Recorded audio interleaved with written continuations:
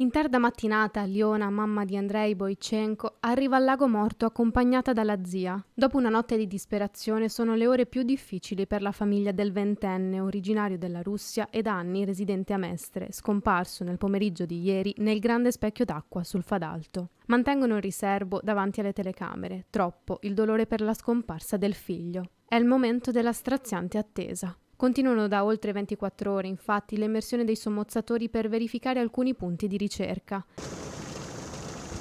In queste ore le squadre si sono calate in acqua utilizzando la sciabica, una tecnica che consiste nel legare una corda piombata a due boe e farla scorrere, scandagliando così il fondale del lago.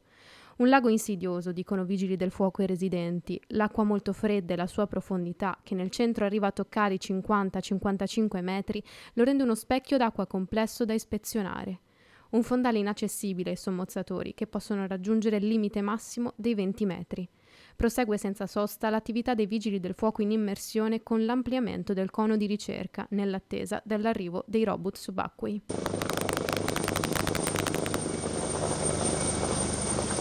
Sulle rive del lago dalle prime ore della mattina anche gli amici a sostenere la famiglia. È malissimo, quando tu non ce l'hai i genitori, ce l'avevi un amico, adesso è morto così, perché è uscito con altri amici e stava qua. Fa male. Anche troppo. E familiari e amici accorsi sul lago morto hanno seguito per tutto il giorno le ricerche incessanti dei vigili del fuoco.